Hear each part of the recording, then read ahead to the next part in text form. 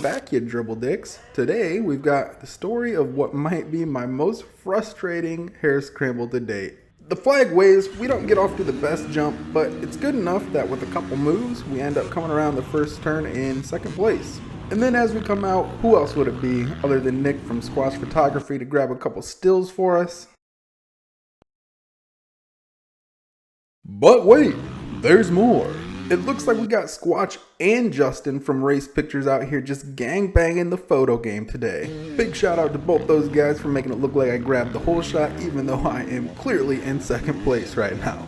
Even though we're in second place, if you've watched any of my previous hair scramble videos from this year, we're going to try to stick to that strategy of not doing too much in the opening lap. Don't want to make that early mistake that can cost you so many positions at the beginning of the race. Speaking of the race, I guess we never really mentioned where we're at. So this is Prophetstown, Illinois. This is only about 10 to 15 minutes away from where I keep my dirt bikes, so as far as racing goes, I consider this pretty much right in my backyard.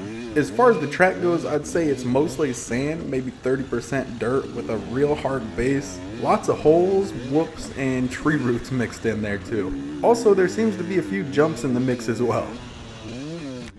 And that's something that the 300 Woods bike with the super soft suspension is not well equipped for. I don't know if you were able to tell by the way that I landed in that hole, straight bottomed the forks out and about smacked my face off the bars, but I knew right then and there it was not a good time jumping this thing. Then we come up to one of the sections that seemed to be my kryptonite during this race. I don't know what it was about this corner, maybe the lack of ribbon blocking it off or the little piece of ribbon hanging from the tree. Even though the sign says wrong way, I blew this turn I don't know how many times. So maybe my first time through I can blame it on the arrows and the ribbon, but all the rest of the times, that's on me. Coming in towards the checkpoint to start lap 2, we're still in second place, but you'll see the kid in first place, Logan, he's just taken off from the checkpoint, so it's time for us to pick it up and get her going. We come up to the second place that seems to be my and everybody else this race's kryptonite. It was just this 180 deep sand turn. It looks like Logan had some troubles, and instead of making the pass,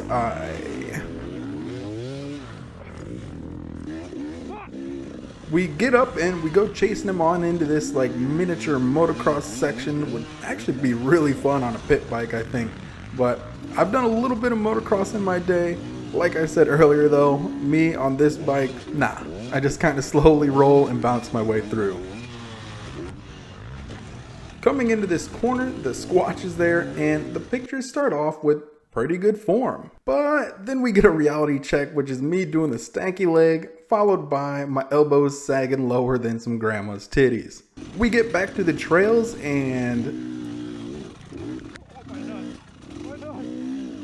after our little mishap, we come into the checkpoint for lap 3, and Logan is right there. So what do you guys say we get into a little bit of racing here? Logan's gonna make a little bobble here that puts us right on his ass, and we're gonna let him know that we're here.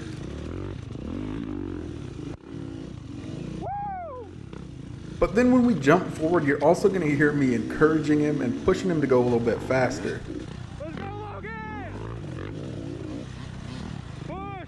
I also assist in moving people out the way. With Logan being a motocross guy, I'm sure he's not used to this, but we can't stay log jammed up behind the same people all race, so I was happy to offer my assistance. And since we just halfway made mention of it, we can get into talking about what made this one of my most frustrating races of all time. It had everything to do with my in-race strategy, racecraft, whatever you want to call it. Oh, there goes that turn. I just blew it again. But yeah, you heard me mention that Logan is a motocross racer. This happened to be his first hair scramble, and I didn't know it was going to shake out this way sitting on the line, but once we started the race and I was running second place behind him, I kind of got this idea that, you know, as long as he wasn't slowing me down too much, I'd ride with him and kind of help push him along. And eventually, I mean, he's a motocross racer, right? He's gonna wear down or make that big mistake, and I'll just make my pass on like one of the last 2 laps.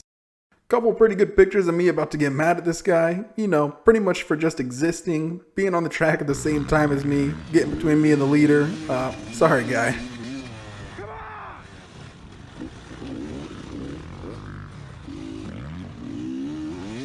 Then as we come back around, we're gonna grab another one, just for good measure.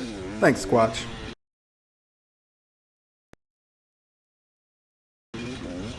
Back into the woods so we can check on how executing my strategy is going. We're still following Logan. It seems like he's starting to slow down a little bit. And instead of making the pass, I decide I'm going to continue on encouraging him to go faster.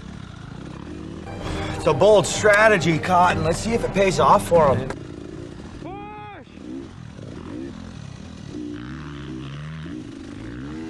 It looks like here we start going pretty slow, and I was content with that. I didn't really feel like I was in any danger from third place, and from what I heard after the race, we ended up putting like 5 or 6 minutes on the next person that came through. And with all the sand, the bumps, the whoops, the holes, tree roots, small logs, and all that stuff, I mean, it takes its toll, so I was definitely okay with relaxing the pace a little bit. Rolling in towards the checkpoint to start lap 4, we are pretty much wheel to wheel, which is, you know, just how I planned it.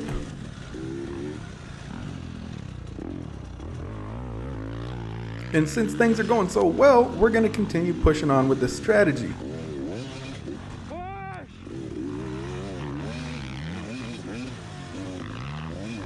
We get back into this moto section where I hit kind of my first sketchy maneuver of the race.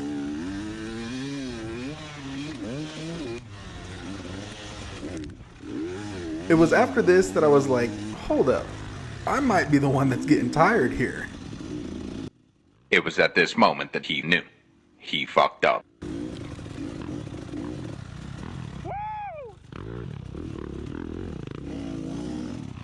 So I still got him in front of me here, but I don't really know how much energy I have to be pushing the pace and making passes. I'm starting to kind of hit that wall, and what I didn't really factor in here is the kid I'm racing is like 16. Goddamn Energizer Bunny. We come up on Tate here, who's actually got his own channel. He's racing in the Open C class with us. We actually put him a lap down, but maybe he was having bike issues or had a big crash or something. Anyways, if you want to check out his channel, I will link that down in the description.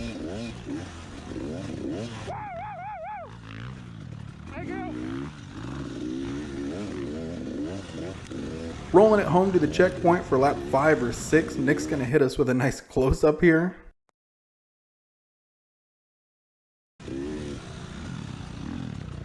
As I come out, you'll see we're still wheel to wheel, but a little bit later in the lap, he's able to put somebody between us and create a little bit of distance.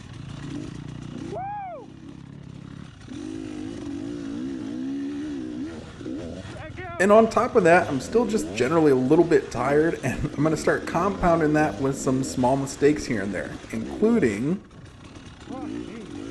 yes, our old friend and #1 Kryptonite got us again. As we go around these two 180s and head back into the motocross section, you'll see that Logan is still in our sights, but that gap is growing.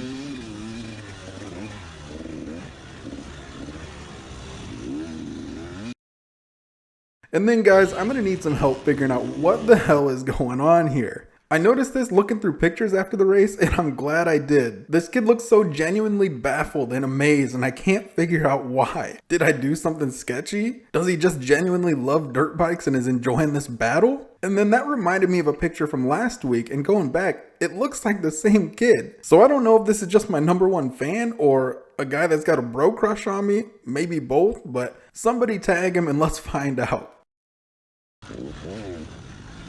We come into the check for lap 7 or 8, and you can just barely see Logan pulling away. And then again, a little bit later through the tree, you can just barely see him up there. But don't worry, we'll fix that here in just a second.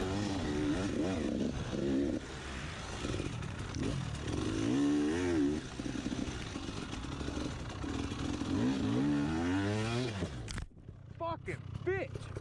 It turns out that was kind of the final nail in my coffin, and I'll tell you why in a bit, but it also knocked my GoPro into this shitty angle, which I'm not going to make you guys suffer through much of that.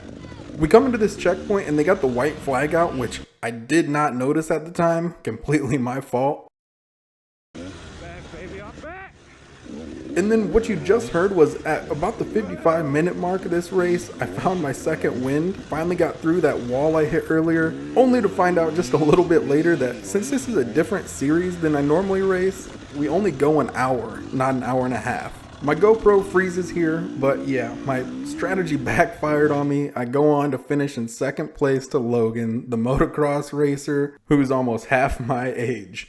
Since my GoPro was still recording audio though, here's some of the frustrations from the end of the race.